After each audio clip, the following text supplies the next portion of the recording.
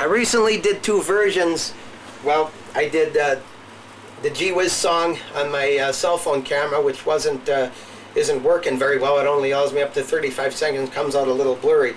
But it's from a Bugs Bunny cartoon. He sang Gee Whiz Willikers or Willikins, golly gee, I love this girl and she loves me. There's actually 2 versions that I made of my own.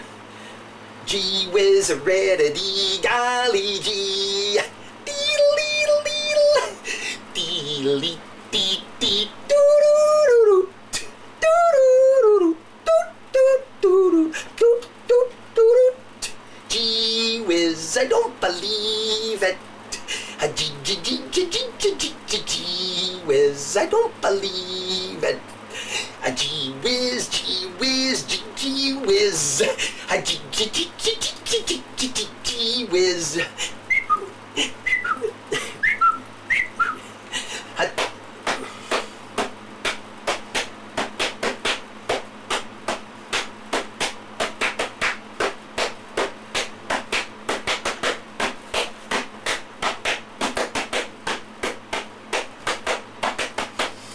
And as I did it, I was like 13, 14, doing it into my tape recorder.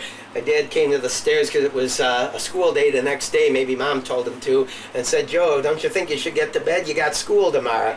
So I had to stop doing what I was doing. I got a little carried away, and I was probably loud and annoying the fuck out of my parents downstairs who could hear me. Anyway, the other version is Gee whiz, red-a-dee, golly gee, because I thought it was red-a-dee, but it was Willikers or Willigans. Gee whiz, red-a-dee, golly gee, I love this girl, and she loves me. Doo-doo-doo-doo, doo-doo-doo-doo. Well, I don't want to spend too much time with that because you already got it, but anyway, I was recording a little bit ago. I thought it was going, but somehow the camera went off. I don't know. But anyway, John Lennon had this song, Whatever Gets You Through the Night, and in part of it he says, "Hold me, darling, come on, listen to me." I thought he was saying, "Let's stick to me." I really did. And I thought, well, I want Diane Rossum sticking to me. And as for the Gee Whiz song, well, I had Diane Rossum on my mind at the time. I always did when I was doing crazy, funny stuff into my tape recorder, that she would think it was cute. Well, anyway, in adult life, there was a song, Alouette, Gentil Alouette. Used to hear it, my parents singing around the house, "Jut the plumer la tête, jut the plumer la tête." And so I thought, the part that goes, Gentil Alouette, which is probably French, I thought they were saying Fronties d'Arouette, so I went around neighborhood singing Alouette, Fronties d'Arouette. Some older girl was just looking at me like, what the fuck, like there was something drastically wrong with me. Well, anyway, in adult life, the Alouette part, I thought, well, I could sit around with a bunch of people and make Alouette noises. We could go boom, boom, Alouette, boom, boom, Alouette, boom, boom, Alouette, boom, boom, Alouette.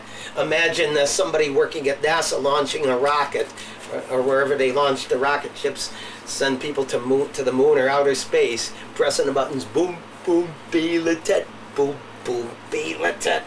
I think it would be funny.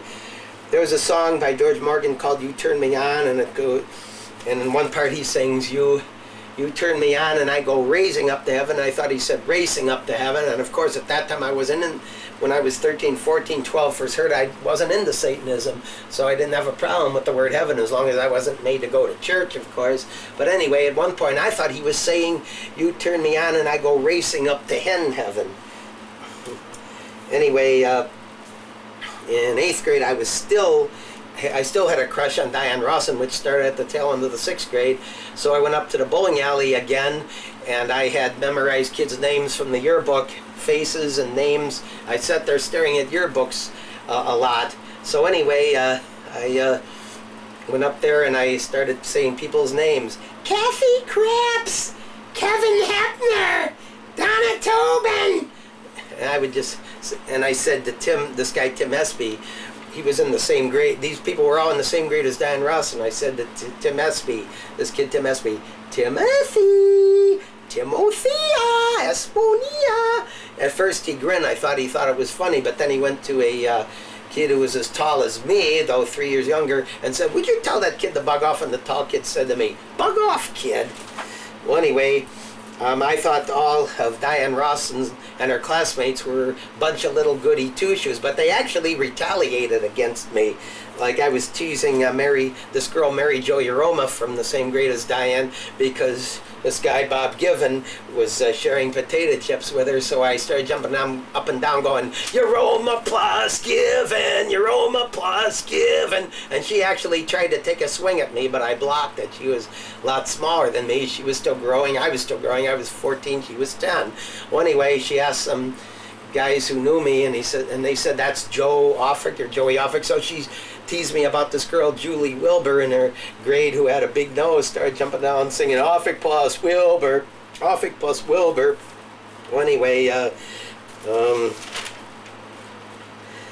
my friend Doug, before the 8th grade was over, half over even, he said that after 3 years of trying to help me, he was ready to give up on me, because I told him about things I was doing up at the bowling alley, like jumping off the stairs into the air, landing on the floor, singing "They're Coming to Take Me Away," and the bowling alley owner got mad and threw me out. And I told him it was my way of trying to get younger girlfriends, 4 years younger, whatever. And he says, "Well, that's not going to get you girlfriends, Joe. That's going to get you 2 guys in white coats," meaning they were going to come and take me away to the funny farm.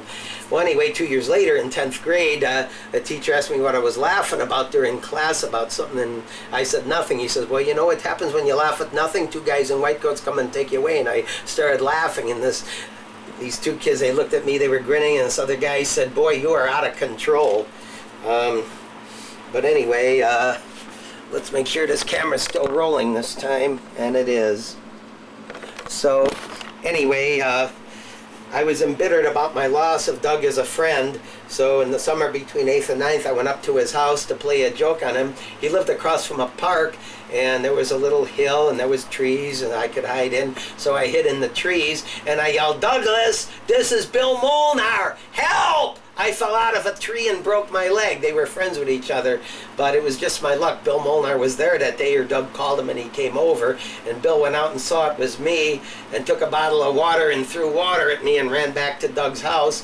Then I kept doing it, and I kept changing names. "This is Sid Leachy this time. I really fell out of a tree. Come and help me." And they snuck down into the park somehow and snuck up behind me and told me, "Get out of here. We don't want you around."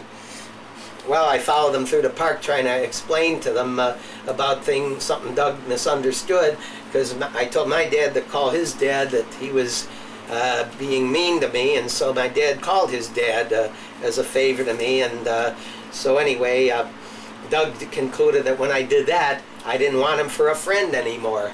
But my dad had said he didn't want to have a rhubarb or make a big rhubarb about it. It was an expression, but Doug misunderstood it and thought that my dad called him a rhubarb, so I was following him through the park trying to explain that my dad didn't call him a rhubarb. He said he didn't want to have a rhubarb, as in an argument.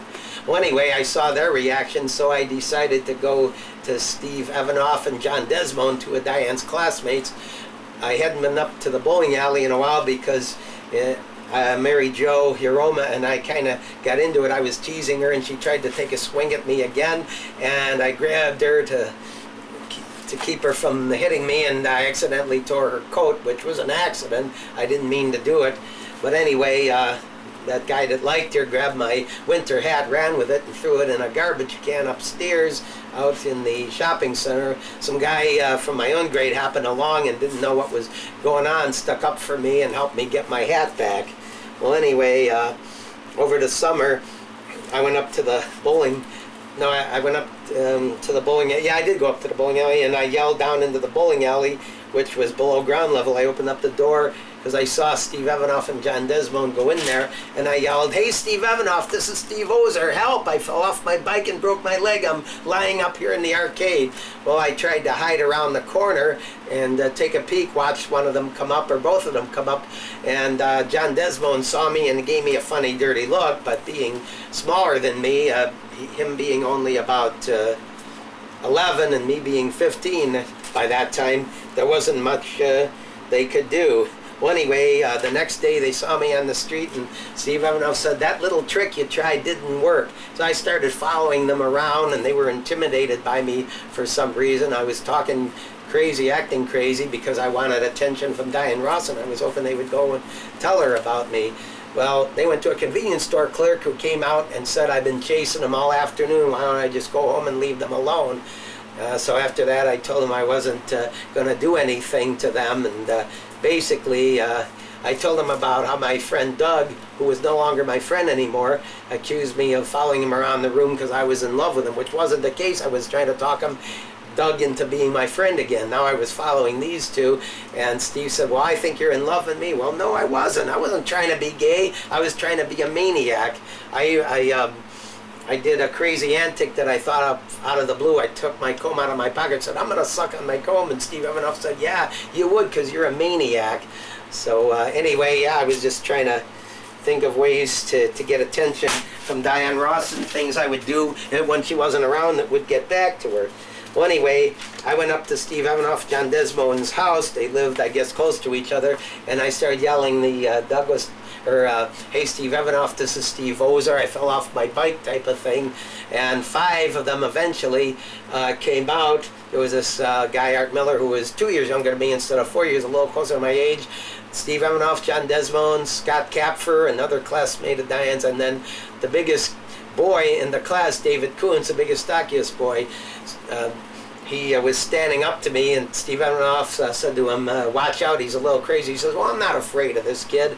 Well, it turned out they surrounded me. They were trying to lift me up in the air off one end of my bicycle and shit like that. It's like they were supposed to be the little goody two-shoes so I could have my fantasy of being the big bad delinquent and scaring and intimidating them, but it didn't quite work out that way. Well, anyway, what else can I say here? Skipping around a little bit, in St. Ed's, I often went to my, not in front of other kids, but to myself, and like at home or whatever, I go, twinkle, a little star, a twinkle, star. I was reminiscing about that time when I had seen Diane in the supermarket and snapped my fingers singing Twinkle, Twinkle, Little Star. I said to my mom, I got this overwhelming urge to want to sing a twinkle, a little star. And Mom said fight it, but it was so hard to fight it because it was my way of relieving tension, not being able to have Diane Rossum for my girlfriend. No, Shyness was part of it. And by the way, that version where I went, dee-dee-dee-dee, instead of I love this girl and she loves me in that Whiz Song, that was the dee-dee-dee-dee, is the shy version, so nobody would ask me who's the girl. I mean, I had kids in my school days, if I liked a girl or they knew I liked the girl, or I said I liked somebody, I didn't want to tell them. They'd say, oh, come on, Joe, we won't tell anybody. And I knew it was a trick, so I decided not to tell anyone about Diane. I didn't start until 10th grade. I started telling people that when I was 13, I had a crush on a girl who was 9, who was in the 4th grade, and they were all saying negative things about it. One guy, he said to me, did she have big tits in the 4th grade? So I says, oh yeah, sure. I was being sarcastic, but he must have thought I was serious, because he's like, well, if she had big tits then, I'd love to see her now. How much time have I got now? Only 13 minutes. Goddamn, time flies when you're having fun. Oh wait, I can put up to 20 minutes because just under 20 minutes will fit on YouTube, because I got privileges to do longer than 15 minutes, and 20 minutes on, you know. Well, anyway, what else can I talk about? You know, it's more fun to sing the wrong words to the songs than it is to sing the right words to the songs. I always thought that, because this one girl, when I was singing the wrong words of songs, and she looked at me, I said, well, that's what I thought they were saying when I first heard it. And she's like, well, Joe, now that you know the right words, why don't you sing the right words? Because I didn't feel like it. Well, anyway, when I first heard the song Honky Tonk Women by the Rolling Stones, I did antics to it, sitting on the couch. I figured since the kids I really wanted to be accepted by wouldn't accept me, I might as well do it, but I only did it to myself, but I fantasized doing it in front of them, and I'll show you. I used to go like this. I used to be double jointed, and I used to be able to get my knee to hit my head, but I can't do it anymore. It won't go that far. But they basically do this to the music. I hit myself lightly on the head and lightly in the groin area.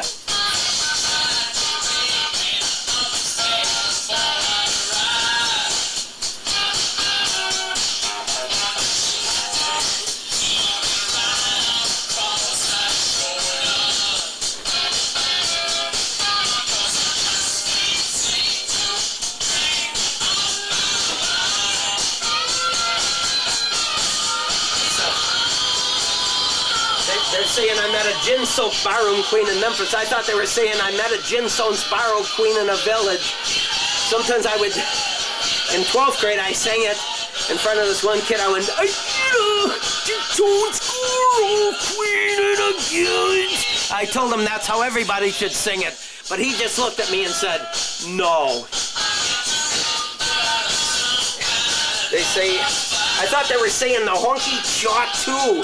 So I go around the house sometimes saying to myself, the honky chot too, the honky chot too. Instead of saying she tried to take me upstairs from my right, I thought they were saying upstairs from my right. I also thought they said Ginsons, borrow, like borrow your car instead of barroom queen. People say I should keep it to myself, but I don't want to. I want to share it with the world.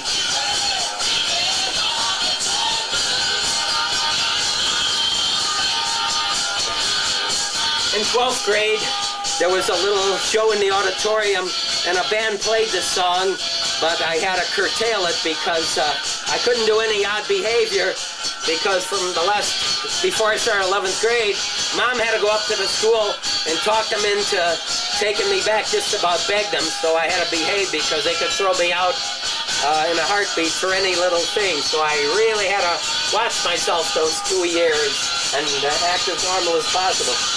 Oh, I did funny stuff to make people laugh. I did antics, but I tried not to do anything that would be construed as obscene, or like I did with the obscene dance in the parking lot. So anyway, let's see. Anyway, oh yeah, in 9th grade, there was this incident where I was trying to relive the past when I was in 4th grade and flicked water in a mirror at the gas station. Not the gas station, but the library mirror, and the guys, John, and I told my parents about it. My mom's like, we're going to have a policeman coming down here. I don't know why a cop would come down the house just for flicking water in the mirror, but I thought it was pretty funny. So in 9th grade, toward the end of the 9th grade, I was reminiscing about the moment I was in the school and the guy's John at the bathroom, and I was flicking water in the mirror going like this, we're going to have a policeman coming down here. And some kid walked in the John who knew me. He's like, and he's like telling the others, you should have seen this guy. He's making faces at himself, flicking water on the mirror. I telling you, the kid's not normal. That wasn't the only time. People were always saying, the kid's not normal. They were always saying, Joe, why don't you act normal? I guess I didn't really want to, because I had overwhelming compulsions to want to do things that were construed as not normal or not normal behavior. I saw records from at a mental health counseling center from when I was in junior high, and it said that I did faces, gestures, and wild gyrations that caused people to laugh, and that I was very much unlike any junior high pupil they had ever had. Well, anyway, I gotta cut it short. Only got less than a minute now. Sorry to say. That's why I sometimes do short videos too, because I'm not rushed.